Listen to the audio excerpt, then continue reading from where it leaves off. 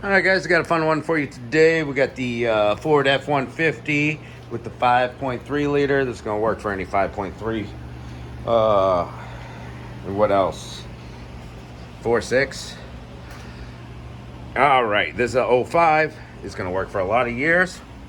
Take a look-see down here, and the whole motor is just coated with oil. The camera's not doing it justice. See the alternator just sucking in oil. Major oil leak. He's adding a lot of oil, and our culprit is going to be way down there past the water pump pulley, straight down to the crankshaft pulley, the pulley all the way down at the center bottom. There's a seal behind there that's leaking oil, and what it's doing is dripping, getting all over the belt, and then the belt's flinging it everywhere on the front. You can see the top of the engine nice and dry and dusty. Valve covers aren't leaking. So when you have this, it's either going to be your timing cover or your front timing cover seal, also known as a front crankshaft seal. And we're going to get down to business. We need to get enough room to work on it. So we're going to take this cover off right here. We got some Phillips head screwdriver, little Christmas tree hold downs to take out. That one's a little stripped. We got some more here and here. We're going to take this plastic cover off. And then we're going to work on getting our clutch fan loosened. Join me. All right, we got our little cover off with the help of a tiny flathead because those were so worn out. Cover's off. We got our clutch fan remover toolkit out, picked out the sizes we needed. You can rent these at the auto parts store, get your money back when you return them. Every major auto parts store, or you can buy a set for like 50 bucks or 90 bucks or whatever they are. So, I got my ratchet hooked to the wrench side. See, that's a wrench right on the big square nut of the clutch fan. And then behind that, we've got our breaker bar on one of them claws, and those claws fit right over the bolts, the 4 bolts. And that's how it holds it still. I'll show you in a sec. And yeah, I used this size. It was 2 1/8, and then the wrench was whatever size it was. I'll tell you in a minute. All right, let's see if we can get this to break free without a helper, all by myself. It's pretty tough to do. I mean, they're on there good. All right, so this breaker bar holds still. I think I slipped off. Not sure. Find out. Oh, actually it broke free really easy. Let's go. Alright, so on the end of my breaker bar is this little guy. Boom, it fits perfectly into the square that the 4 bolts on the water pump make so that it holds still. And that's why we didn't take our belt off yet. Gives us a little bit more of stay still. The wrench was a 1 7/16 on the big square of the clutch fan. Now we can go down in there. Boo doo doo doo. Right here, these 4 bolts. My camera wants to focus close instead of far away. That claw fits right over these 4 bolts. See how our nut is spinning now? After you break it free, it just it comes off like butter, easy. And now we're gonna get that clutch fan free, and we're gonna bring the radiator shroud and the clutch fan out together. Don't let that clutch fan hit your radiator, come forward on you. We got 2 bolts right here. There's one. There's another one on the other side of that fan. Fan shroud. And then the bottoms are just clipped in down there.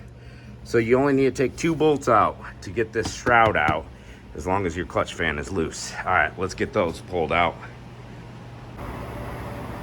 All right, clutch fan came out, and then the shroud came out. Once you get the shroud up far enough and in, you can pull the clutch fan out and then work the shroud by itself.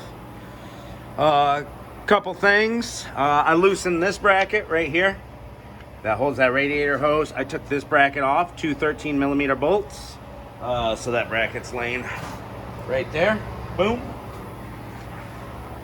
And just to get enough room to get the shroud out to make it easy so we're not forcing anything and making it a lot easier to go back in, you're either going to want to take your upper radiator hose off or your oil line, your oil cooler line.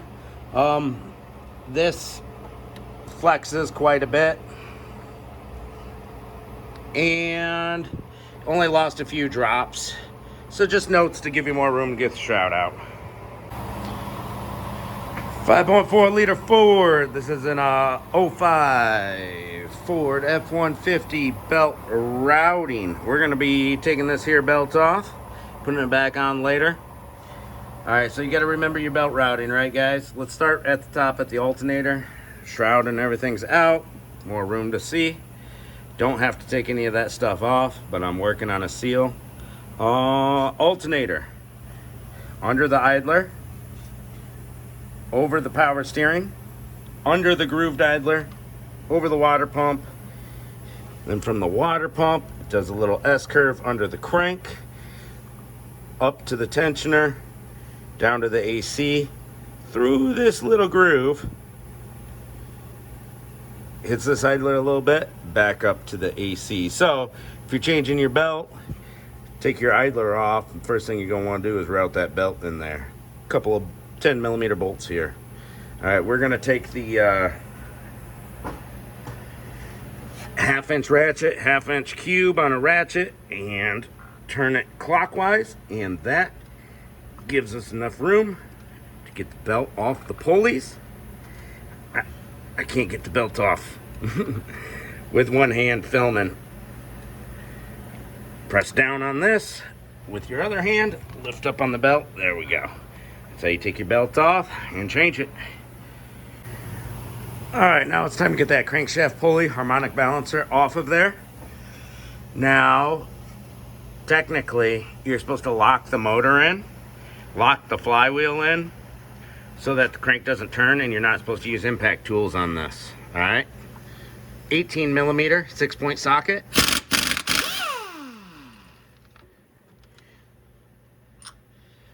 We got our crankshaft bolt out of there, and now we need to use a harmonic balancer puller, another one of them tools that you can buy or rent at your auto parts store. There's a little washer in there. Doesn't want to come out, that's fine. You can stay in there. If you look at this pulley, there's 3 spots that have threads in them, and a pulley's going to fit in there and pull it out. Let me see what I could show you. I have a heavy duty puller. Works for all kinds of awesome applications. I also have a chicken foot style puller. And those are really cheap, like 10, 15 bucks to buy. And I also have a puller that I really like. Let me dig it up and show you. All right, guys, we got our box of pulley tools out. Here's that chicken foot I was telling you about that's real cheap at the auto parts stores. I don't know where the big bolt that goes through the middle of it is, but it's all right. I'm not using that one. I've got all different types of pulley hardware and whatnot. This is the one I went with. You can use that chicken foot. This one's a little more heavy duty. It's a marine puller that I bought for a boat engine, but also works for cars. It's got all different spacings. So we are screwed into the harmonic balancer all the way tight, and this plunger bolt is pushing up against the crankshaft, the center of the crankshaft. I still have the washer on there, so that's a real fat plunger, so it's hitting the washer, and the washer is right up against the crankshaft, so it's just going to push inwards, which in turn pulls the pulley out. Now, as you can see, we're running out of bolt threads. I wish I had one that was a little fatter. I'll probably grab one that's fatter one of these days. Maybe I can find something in my spare bolt bucket. But anyways, shouldn't use air impact tools on this, but we're gonna anyways.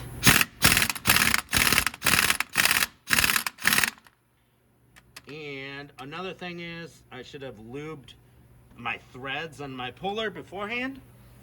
It's just, it's good practice. Keeps the tool alive longer. And I'll tell you what size those bolts were here in a little bit. These ones right here. Yeah, I should have greased down those threads earlier before I started putting pressure on it. And let's go. Oh yeah, I've got my torque turned all the way down on my gun. Let me set my phone down for a second. There we go. We got a little more power now. I know the camera's going all over. I'm sorry. There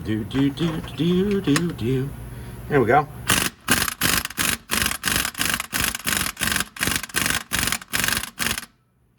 And we still got more threads.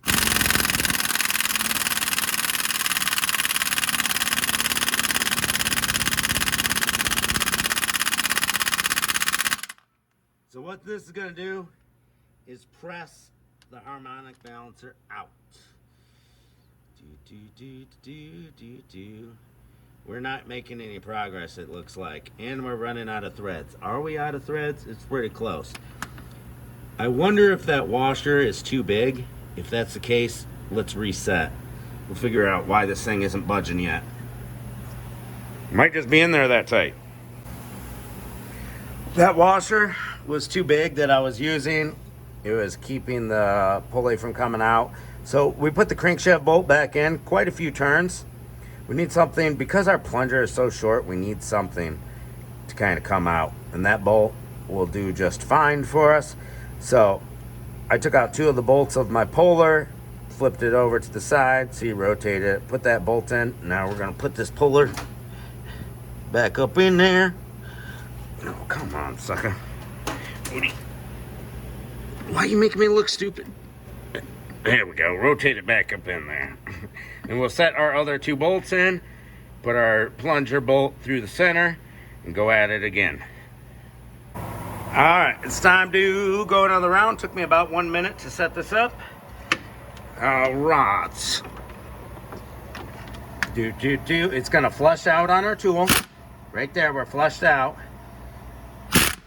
And see that pulley coming off?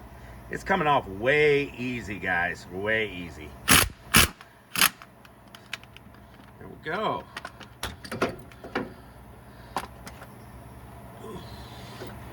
There we go. We got our tool and all that. And our bolt that's still in the center. And we are down to where we need to replace this seal right here. Let's go. Hey, we're on to the next step. Oh, air compressor just kicked on. We got our new seal right here. That weird little lip that goes outside. And this seal, I'm pretty sure, was the culprit because it was all kinds of dry rotted. I got it cleaned up now. The rubber's really hard on it. So I think that's definitely what was leaking, not the timing cover seal. I don't have any prior experience with these timing cover seals really going out unless you take them off. And I sprayed down the engine with brake cleaner, got a bunch of stuff off, and somebody left this at my garage. I thought I'd try it out. Purple Power Extreme Power degreaser. I sprayed that down a little bit. Problem is, I'm down to my last little bit of brake cleaner in my can. But we got a lot of oil off of there. Now you can see I've torn up the seal a little bit, and that's okay. I've got it to budge, and once it budges, you're good to go. This is called a seal puller right here. You don't need one. You can use screwdrivers to get it out, but if you use screwdrivers, be careful not to nick anything. So we can hook inside here and pull the seal out. It was budging. What the heck? It was ready to come up. There we go. There we go. Got a good grip on it. Boom. Oop. And it fell out. There we go. Seal is out. We're going to make sure this is nice and clean, this new sealing surface. And put a little grease on it. See, these edges, you don't want to score that with your screwdriver. If you use a screwdriver and a little hammer to tap that seal out, you can start deforming it on both sides. As long as you're just deforming the seal, you can get it out with just screwdrivers. You don't need that tool. But that tool is only like $5-10 at Harbor Freight. We're going to clean this up. And then our seal is going to go in like so. And we're not going to hurt this little lip. We're going to find something that fits perfectly on the outside edge that's reinforced with metal. and tap-a-roo nice and evenly. I've got a couple of tools that I like to install a seal with. I think I got some videos on installing seals properly. I've got a tool set down here. It's a bunch of different assorted sizes of bearing and race and seal pullers. You could use a big even socket that fits perfectly on it. That one might be the ticket right there. It's pretty darn close. But we want nice even taps. You can even take a chunk of wood and drill a hole in it so that the hole is this size. It's going over that crankshaft. And we just need to tap it in there. Let me go through what I got and we'll find something. This guy's pretty cool too for seals, but I don't want to use that on this particular seal because I don't want to damage this lip surface. We want something that just catches the edge. All right. Harmonic balancer. Puller is taken off of it. Cleaned it up with some brake cleaner and polished it a little and put some grease around it. Nice and clean on the inside and outside. With the harmonic balancer, crankshaft pulley. We got our seal installed. Nice and beautifully and greased up. Before I installed it, I put grease on the timing cover. That way angle, just to help it slide in. And what I used was this. I have a ball joint press. It has all kinds of adapters. This is an installation adapter for a ball joint, but it also works as a nice little seal driver. So this fits completely perfectly over that sealed lip. Touches the outside metal. Boom. Just like that. It'll even stay on there. It's just such a perfect fit. I decided to use that tool. Got all kinds of different cones and adapters laying around here. Like I said, you could drill a hole the size of that outside lip in wood and use that as a driver. And then I put this socket over it, held it together with my left hand, held that socket on with my left hand, with my right hand, did a little nice, smooth, even tap-a-roo with my hammer. Pop, pop, pop. And what we're looking for is the seal to be flush with the timing cover all the way around. Don't let your seal go in cockeyed or too deep on this side, too shallow on this side. Nice, even taps. Do a couple taps, take a look at it, make sure you're nice and smooth. Nice and smooth. Don't need to use any specialty tools for this. Use chunks of wood, little taps-a-roos. Find yourself a chunk of metal, cut a hole in a chunk of metal, or you can get a seal and race driver kit like me. You can rent it from the parts store. So we used a couple of special tools today, and you can rent them all from the parts store. So what you're gonna need is some sort of seal driver. For that seal, you're gonna need your clutch fan kit and your harmonic balancer puller set right there. I just put them all in a little toolbox. Just all kinds of nuts, bolts, and washers that I use. And now it's time to put everything back together. There was a little dab of RTV in this keyway on the outside right here, and that's why that washer wouldn't just come off with my finger. I'm gonna put a little dab of RTV in the keyway, just like they had. And we're gonna set this balancer in on this shaft. The keyway is actually dead center bottom where my finger's touching, so I can't show you. But it only goes on one way. The keyway right there, that slotted groove, goes in the keyway on that shaft. So it only goes on one way. All right, let's slap that harmonic balancer on there. All right, so I got my pulley put back on there, and I gave it just a few love taps with the hammer. And when I say love taps, I'm saying very gently. You shouldn't be hammering on this, guys, just to get it kind of like seated in the keyway. Make sure your keyway is lined up. Just a few little taps, get it seated so that we got our bolt and washer on there, and we're tightening it by hand. And your engine may spin when you're doing this. This one's going on pretty easy. It came off easy, going on easy. We lubed it up, we did everything properly. And I looked up the torque spec for this bolt on my all data, and it was just blank all the way across the grid. Put in 05, F150, all that stuff, the motor, it was just blank. Like, it didn't tell us a torque spec, guys. So, I mean, if you want to try to dig that up, dig it up. I got it on there pretty tight. I'm going to give it a little love tap with the impact just to make sure it's nice and tight. You shouldn't be impacting these. You should have a torque spec, but whatever. It's going to be just fine. I've done a lot of these. My impact, I have torque settings on it. All the way up to 180 accuracy. So I'm going to give it just a little bit of love to make sure that bolt's on there tight. And then we're going to start reassembling everything. Alright, everything's looking good. We got the belt back on. Alright, you don't have to take this tensioner off to change your serpentine belt. You just shove it in there like a loop through that hole. I spoke wrong earlier. I also spoke wrong about these bolts that hold the shroud on. They're 8 mil, not 10 mil. Forgot to tell you guys that. Alright, so we are good to go. Time to shove our shroud and clutch fan back down in there and spin that clutch fan on. Alright, Avengers. We're in the end game now. Alright, I got that fan put in there, that clutch fan. It's hard to line it up on that water pump pulley. I like to do it with the shroud still kind of loose, like one hand going in this way and that way. It'll line up. Took me about a minute or two. Put my tool set back on it just to make sure that nut was tight. And yeah, pretty awesome. Got our little 8mm bolts in the radiator fan shroud.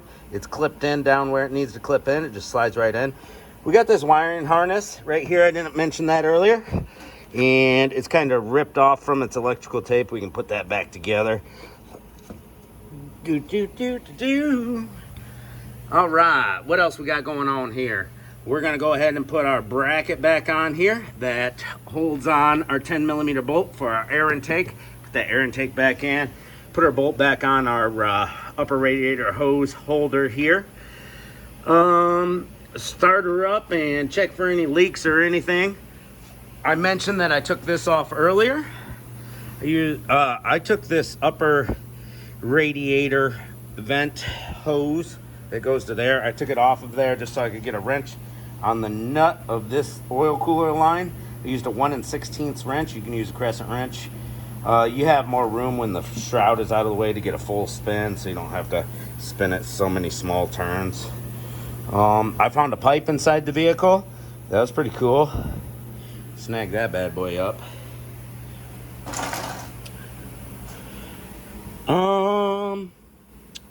Did I forget anything, guys? Well, if you got any extra bolts or nuts, make sure you put them where they need to go. All right. We'll go ahead and put our black cover back on too. Yeah, as far as nuts and bolts, all we have are these little guys left. Those little plastic Christmas tree type things. And our bracket with our nut for the radiator holder. And our 2 nuts for this bracket. I think that about does it, guys. Thanks for watching, and take care. Catch you on the next episode.